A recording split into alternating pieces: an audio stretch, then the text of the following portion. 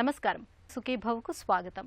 ఈరోజు సుఖీభవలో పసిగొంతులో ఏదైనా అడ్డం పడిందా, గుండెకు బైపాస్ సిఏబీజీ, వాడిన నూనెను మళ్లీ వాడచ్చా, గాల్ స్టోన్స్ సర్జరీనే మార్గమా, ఇంకా హెల్త్ టిప్. ఎదుగుతున్న వయసులో పిల్లలు ఇల్లంతా చుట్టుబెట్టేస్తూ ఉంటారు. చేతికి అందిన వస్తువునల్లా నోటిలో పెట్టుకుంటూ కొరకడానికి ప్రయత్నిస్తూ ఉంటారు.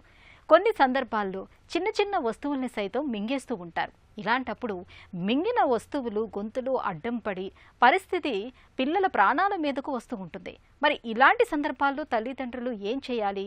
గొంతులో ఇరుక్కున్న వస్తువుల్ని చేతులతో గాని ఇతర వస్తువుల సాయంతో గాని బయటకు తీయటానికి ప్రయత్నించవచ్చా? పసిగొంతులో ఏవైనా అడ్డంగా ఇరుక్కుపోయినప్పుడు ఏం చేయాలో, ఏం చేయకూడదు ఇప్పుడు తెలుసుకుందాం.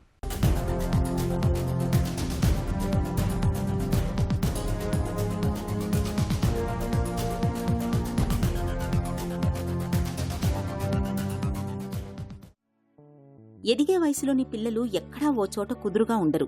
ఇల్లంతా కలిగి తిరిగేస్తూ చేతికందిన వస్తువుల్ని పీకి పడేస్తుంటారు. కొన్నిసార్లు నోట్లో పెట్టుకుని రుచి చూడడానికి ప్రయత్నిస్తుంటారు. ఇలాంటప్పుడు నాణేలు, బోల్టుల వంటివి గొంతుకు అడ్డం పడి ఇరుక్కుపోతుంటాయి. ఆహారం తింటున్నప్పుడు కూడా కొన్నిసార్లు బఠానీలు, పల్లి గింజలు, క్యారెట్ ముక్క లాంటివి పసిగొంతులో అడ్డంగా ఇరుక్కుపోతుంటాయి. బలంగా దగ్గు, గాలి వచ్చినా ఆ ఘన పదార్థాలు గట్టిగా ఉండడంతో బయటకు నెట్టలేకపోతాయి. ఇలాంటప్పుడు పొరపోయిందనో ఎవరో తలుచుకుంటున్నారనో తలపై తడుతుంటారు. నిజానికి అలా తట్టడం ఏమంత మంచిది కాదు. ఎందుకంటే గొంతులో ఇరుక్కున్న వస్తువులు వాయునాళంలోకి జారిపోయే ప్రమాదం ఉంటుందని చెబుతారు నిపుణులు. ఫారిన్ బాడీ ఆస్పిరేషన్ అంటే ఏంటంటే 6 నెలల పిల్లల దగ్గర నుంచి 15 సంవత్సరాల పిల్లల వరకు కూడా జరగవచ్చు. సో మనకి 2 నాళాలు ఉంటాయి లోపల. ఒకటి శ్వాసకోశ నాళం, 2 అన్నం తినే నాళం. సో 2 పైపులు ఏంటంటే మనకి పొట్టలోకి వెళ్ళిపోతే ఫైన్, అది మనకి కింద పేగుల్లోకి వెళ్ళిపోతే ఒక్కొక్కసారి మోషన్లో బయటకు వస్తుంది, ఒక్కొక్కసారి లేని పక్షంలో మనకి వేరే ట్రీట్మెంట్ ఉంటుంది. బట్ స్పెసిఫిక్గా మనకి అన్ననాళంలో కాకుండా శ్వాసకోశ నాళంలో వెళ్తే దాన్ని ఫారిన్ బాడీ ఆస్పిరేషన్ అంటాము.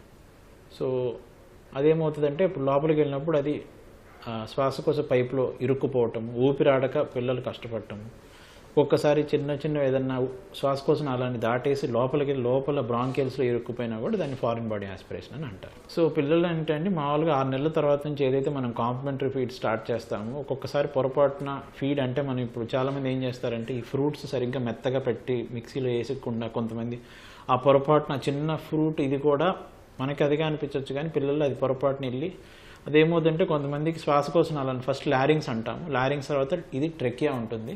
ఈ ట్రెకియా దాటి కిందకి వెళ్ళాక ఊపిరితిత్తులు ఇట్లా 2గా డివైడ్ అవుతాయి. కుడివైపు ఊపిరితిత్తు, ఎడమవైపు ఊపిరితిత్తు, లోపలికి వెళ్ళి బ్రాంక్యూల్స్ అంటాం వాటిని. సో ఒకసారి ఏంటి అది లోపలికి వెళ్ళిపోయి అది అలా ఉండిపోతుంది. మనకి కామన్గా food particles are very common అండి. ఈ పీనట్స్ ఉంటాయి కదా, పీనట్స్ లేదా ఈ గింజలు, లేదా ఒక్కొక్కసారి కొంతమంది పెద్ద పిల్లల్లో పొరపాటున ఈ చిన్నవి ఏమన్నా గేమింగ్ దాంట్లో చిన్న బాల్స్ లాంటివి ఉంటాయి, అవి పొరపాటున మింగేస్తూ ఉంటారు. మనం కొంచెం జాగ్రత్తగా చూసుకుంటూ ఉండాలి. పసిగొంతులో ఏదైనా అడ్డం పడటం, వస్తువులు ఇరుక్కుపోవడం అనేది నిజానికి అత్యవసర పరిస్థితి. ఏదైనా వస్తువు మింగిన చిన్నారి బాగా గట్టిగా దగ్గుతున్నా, గట్టిగా ఏడుస్తున్నా, మాట్లాడగలుగుతున్నా వారికి అడ్డం చెప్పకూడదు. గట్టిగా దగ్గడం వల్లనే మింగిన వస్తువులు బయటకు వచ్చే అవకాశం ఉంటుంది. పిల్లలు చాలా బలహీనంగా దగ్గుతున్నా, ఊపిరి తీస్తున్నప్పుడు సన్నటి శబ్దం వస్తున్నా, ఏడుపు గాని, మాట గాని, గొంతులోంచి వచ్చే శబ్దం గాని చాలా బలహీనంగా ఉన్నా వారు మింగిన వస్తువు గొంతులో బలంగా ఇరుక్కుపోయిందని తెలుసుకోవాలి. ఇలాంటప్పుడు ప్రథమ చికిత్సగా చిన్నారి వెనక వైపున నిల్చుని మన 2 చేతులను పిల్లల పొట్ట చుట్టూ బిగించి అకస్మాత్తుగా పట్టు బిగిస్తున్నట్టుగా టక్కున కదిలించాలి. ఇలా చేయటం వల్ల గొంతులో ఇరుక్కున్నవి బయటకు వచ్చే అవకాశం ఉంటుంది. 7 ఏడాదిలోపు పిల్లలైతే వారిని కాళ్లపై బోర్లా పడుకోబెట్టుకుని చేతులతో వీపుపై అకస్మాత్తుగా బలంగా ఒత్తిడి కలిగించాలి. ఇలా చేయటం వల్ల ఇరుక్కున్న వస్తువు పైకి ఎగబాకి బయటకు వచ్చే అవకాశం ఉంటుంది. సో ఫస్ట్ పిల్లలు ఏదైనా మింగినప్పుడు శ్వాసకోశ నాళంలోకి వెళ్ళింది అన్నం పైపు కాకుండా అన్నప్పుడు ఏంటంటే ఆ శ్వాసకోశ నాళం వెళ్ళినప్పుడు ఇమీడియట్గా ఏంటంటే ఊపిరి ఆపేస్తారు. సో మేము చాలాసార్లు చూసాము అది సడన్గా ఏంటంటే అది కరెక్ట్గా ఈ లారింగ్స్ దగ్గర అడ్డుపడిపోయి ఉంటుంది, ఓకల్ కార్డ్స్ దగ్గర ఏంటంటే లోపలికి వెళ్ళదు, ఊపిరి తీసుకోవడం కష్టం. ఇప్పుడు ఉన్నట్టు ఒక్కసారిగా ఎగశ్వాస లాగా చేసేస్తారు. సో ఇమీడియట్గా మీరు హాస్పిటల్కి తీసుకెళ్లాల్సి ఉంటుంది. ఒకవేళ అది అన్నం పైపుకు కాదు, శ్వాసకోశ పైపు కూడా కొంచెం లోపలికి వెళ్ళిపోయింది, దాటి దీంట్లోకి వెళ్ళింది అంటే బ్రాంకియల్స్లోకి వెళ్ళింది, బ్రాంకియల్ ఫారిన్ బాడీ అంటాం. అదేంటంటే మనకు తెలియదు అది వెళ్ళినట్టు. సో దగ్గు, జలుబు, ఆయాసంలాగా స్టార్ట్ అవటము, పిల్లి కోతల్లాగా మొదలవటం, ఇవన్నీ కూడా మనం చూసుకోవాలి. గొంతులో ఏదైనా ఇరుక్కున్నప్పుడు పొరపోయిందని ఎవరో తలుచుకుంటున్నారని అంటుంటారు. మనం తిన్న ఆహారం కిందికి కదలడానికి వీలుగా తలపై తడుతుంటారు. అయితే ఆ ఆహారం కడుపులోకి దారి తీసే ఆహార నాళంలోకి కాకుండా ఊపిరితిత్తుల్లోకి వెళ్లాల్సిన వాయునాళంలోకి పోతే ప్రమాదం. కాబట్టి ఆ ఆహారం బయటకు రావడానికి వీలుగా దగ్గమని చెప్పాలి. గొంతులోకి రాగానే ఊసేయమని చెప్పాలి. అంతే తప్ప తలపై తట్టకూడదు. గొంతుకు ఏదైనా అడ్డం పడిందేమోనని అనుమానించినప్పుడు పిల్లలు తమ నాలుకను బాగా చాపేలా ప్రోత్సహించి వేళ్లను గొంతులోకి పోనిచ్చి మన స్పర్శకు ఏవైనా తగులుతున్నాయేమో చూడాలి. వేళ్లకేదైనా తగులుతుంటే మునివేళ్లతో వాటిని బయటకు తీసేయాలి. ఇవన్నీ సత్ఫలితాలు ఇవ్వనప్పుడు చిన్నారిని వెంటనే ఆసుపత్రికి తరలించాలి. పిల్లలు సహకరిస్తే డాక్టర్లు లారింగోస్కోప్తో గొంతులో ఇరుక్కున్న పదార్థాన్ని తీసివేస్తారు. ఒకవేళ సహకరించకపోతే వారికి కొద్దిగా మత్తు మందిచ్చి తొలగించవచ్చు. సో పిల్లలు ఏదైనా మింగేసినప్పుడు అండి నేను చెప్పాను కదా, శ్వాసకోశ నాళంలోకి వెళ్తే ఎమర్జెన్సీ, వెరీ డేంజర్ ఎప్పుడైనా సరే.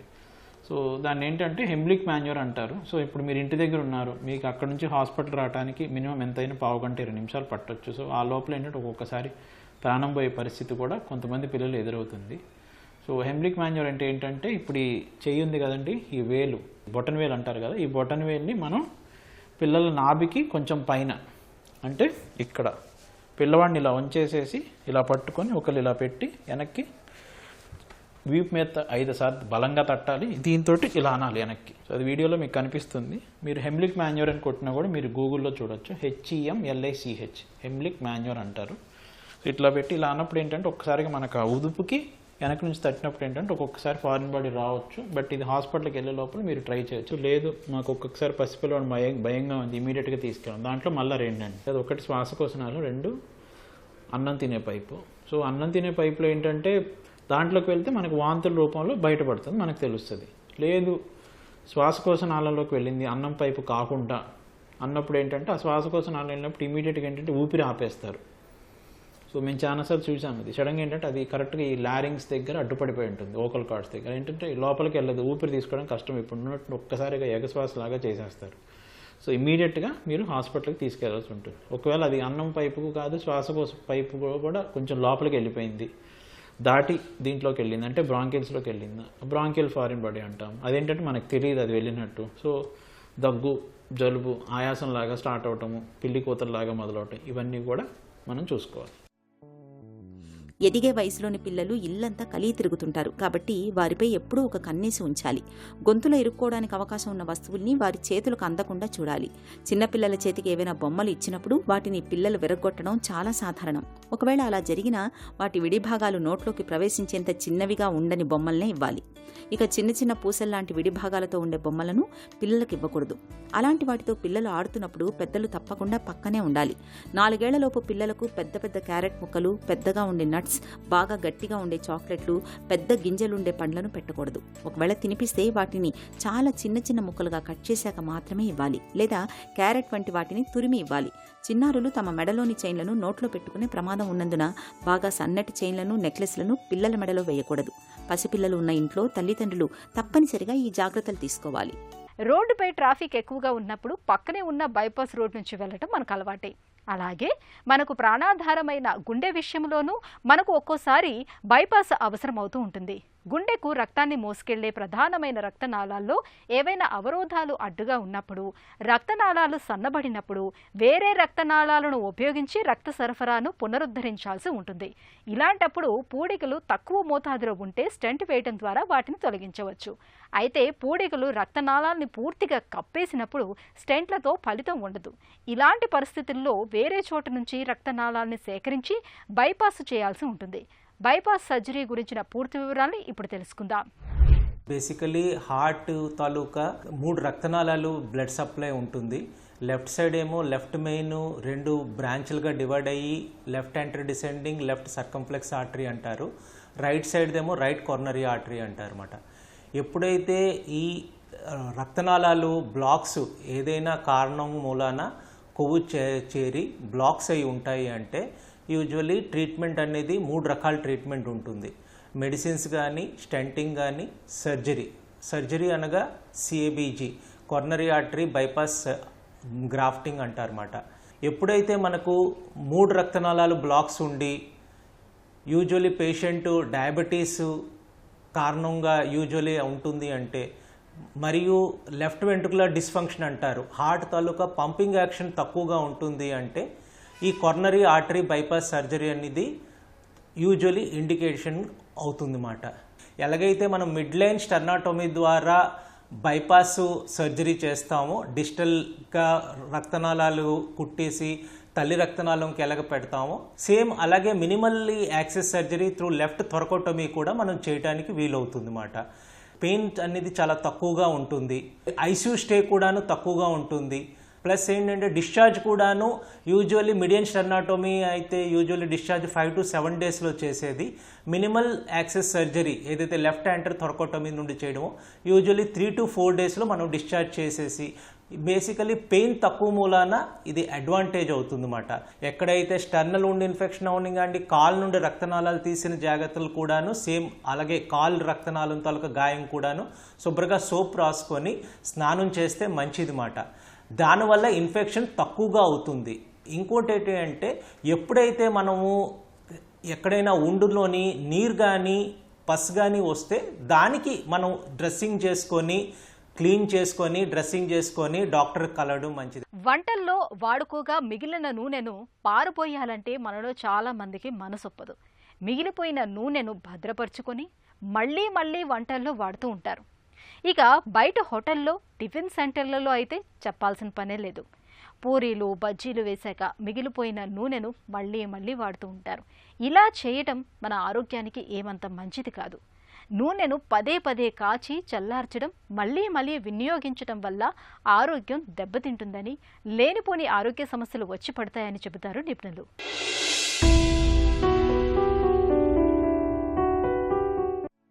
నూనె లేకుండా మన వంటలు పూర్తి కావు. అయితే వంటల్లో నూనెను వాడుకున్నాక ఎంతో కొంత మిగిలిపోతూ ఉంటుంది. అయితే ఇలా మిగిలిపోయిన నూనెను మళ్లీ మళ్లీ వాడుతుంటారు మనలో చాలా మంది. మరి ఒకసారి ఉపయోగించిన నూనెను మళ్లీ మళ్లీ వాడితే ఏం కాదా అంటే ఖచ్చితంగా ఉంటాయని చెబుతారు నిపుణులు. ముఖ్యంగా స్ట్రీట్ ఫుడ్స్ నడిపించే వాళ్ళు నూనెను మళ్లీ మళ్లీ వాడుతుంటారు. కాగి చల్లారిన నూనెను మళ్లీ ఉపయోగిస్తుంటారు. ఇలా ఎక్కువసార్లు ఉపయోగించిన నూనెను వాడడం ద్వారా ఆరోగ్యంపై తీవ్ర ప్రభావం పడుతుంది.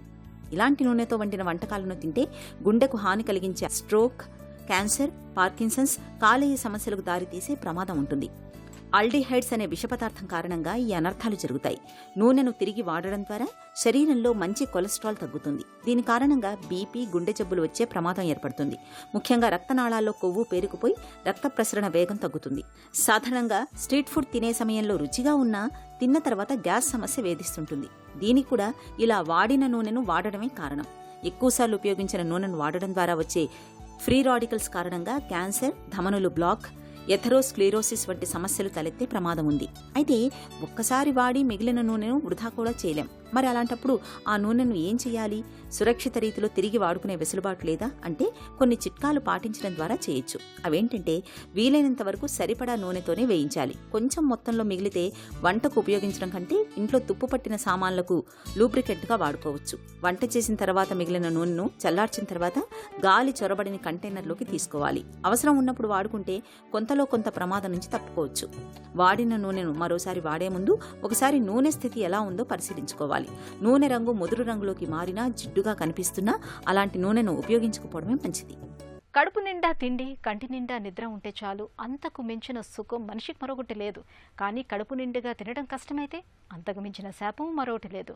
గాల్ బ్లాడర్లో రాళ్ళు ఉన్నప్పుడు ఇలాంటి బాధే మనకు అనుభవంలోకి వస్తుంటుంది. తిన్న ప్రతిసారి పొట్టలో కుడివైపు అంతా నొప్పిగా ఉంటుంది. ఆ నొప్పి భుజంలోకి, వీపులోకి పాకుతూ నరకాన్ని చూపిస్తూ ఉంటుంది. తిన్న తర్వాత పొట్టలో భరించలేనంత నొప్పికి, వేదనకు కారణమయ్యే గాల్ స్టోన్స్కు అసలు కారణాలేమిటో, వీటిని తొలగించుకునేందుకు ఎలాంటి చికిత్స అవసరమవుతుందో డాక్టర్ని అడిగి ఇప్పుడు తెలుసుకుందాం.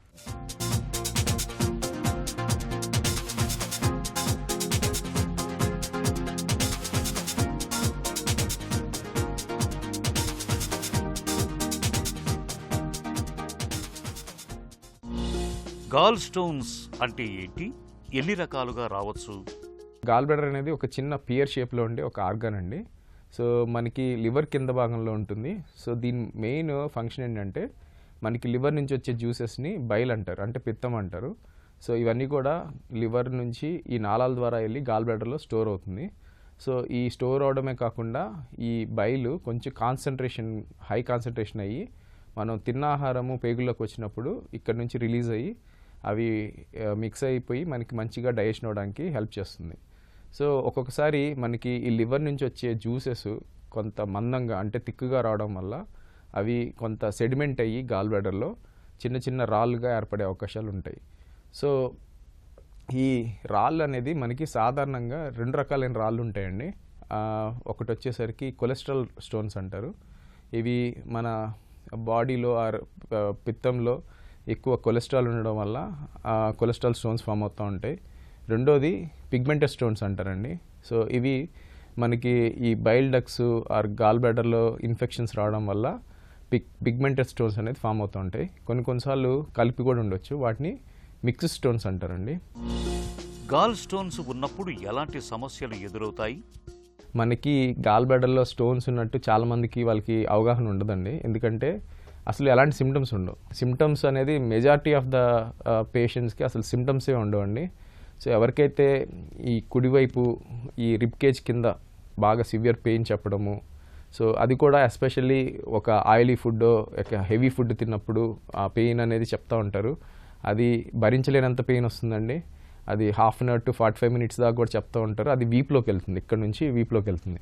సో ఇలాంటి కనుక సిమ్టమ్స్ ఉంటే అవి గాల్ బ్లాడర్ రాళ్ళు అని మనం ఒక అంచనాకు రావాలి. కొంతమందిలో కొంత వేగ్ సిమ్టమ్స్ అండి, అంటే సరిగ్గా డైజెషన్ కాకపోవడం, తిన్న వెంటనే కొంచెం కడుపు ఉబ్బరంగా అనిపించడము, కొంచెం గ్యాస్ లాగా కూడా చెప్తూ ఉంటారు. సో ఇలాంటి ట్రిక్కీ అంటే గ్రే జోన్స్ అంటారు. సో ఇది గ్యాస్ ప్రాబ్లమా లేకపోతే గాల్ బ్లాడర్ ప్రాబ్లమ్ అనేది ఇది చెప్పడం కొంత కష్టమవుతుంది. బట్ పరీక్షల ద్వారా మనం ఫిజికల్గా ఎగ్జామిన్ చేయడం ద్వారా మనం ఇది గ్యాస్ ప్రాబ్లమా లేకపోతే గాల్ బ్లాడర్ ప్రాబ్లంగా కూడా మనం చెప్పచ్చు. మందులతో గాల్ స్టోన్స్ కరిగిపోతాయా? సో రాయి 1 ఉన్నా 10 ఉన్నా, చిన్నదున్నా పెద్దదున్నా, సో మనకి సిమ్టమ్స్ లేనంతకాలం మనం దాన్ని అసలు మనం పరిగణలోకి తీసుకోవాల్సిన అవసరం లేదు. చిన్న రాళ్ళే కొంచెం ప్రమాదకరం. అండ్ మోర్ ఓవర్ ఈ గాల్ బ్లాడర్ స్టోన్స్ సైజు నెంబర్ని బట్టి మనం ఆపరేషన్ చేయము. అండ్ దాన్ని బట్టి కూడా మెడికేషన్స్ అనేది అడ్వైస్ చేయము. మెడికేషన్స్ అనేది ఒకే ఒక్క స్టోను, అది కూడా 5 mm కంటే తక్కువ ఉండి, అది కూడా మనకి రేడియోలూసెంట్ అంటారండి, అంటే ఎక్స్రేలో మనకి కనపడని స్టోన్స్, అవి మాత్రమే కొలెస్ట్రాల్ స్టోన్స్ మాత్రమే. అది కూడా మీరు 3 సంవత్సరాలు మెడికేషన్స్ కంటిన్యూస్గా మీరు యూజ్ చేస్తే ఒక 50%లో కరిగే అవకాశం ఉంది. గాల్ బ్లాడర్ స్టోన్స్కి మెడికల్ ట్రీట్మెంట్ అనేది అంత గుడ్ ఆప్షన్ కాదు. గాల్ స్టోన్స్ని ఎలా నిర్ధారిస్తారు? యూజువల్గా ఈ గాల్ బ్లాడర్ పెయిన్ అనేది చాలా తీవ్రంగా వస్తుంది. సో మనం ఫిజికల్గా ముట్టుకుంటే ఇక్కడ చాలా పెయిన్ చెప్పడము అండ్ వీప్లోకి వెళ్ళడము, ఇంతేకాకుండా అల్ట్రాసౌండ్ స్కానింగ్లో మనకి గాల్ బ్లాడర్ రాళ్ళు కనపడము, ప్లస్ గాల్ బ్లాడర్ చుట్టూ వాపు అండ్ ఫ్లూయిడ్ కనపడము, అలాగే ఏమన్నా రాయి కనుక వెళ్ళి నెక్లో అడ్డం పడితే ఆ రాయి నెక్లో ఉన్నట్టు మనకు కనపడము, ఏమైనా కిందకి జారి బ్లాక్ అయితే అలాంటివన్నీ మనకు కనపడుతూ ఉంటాయి.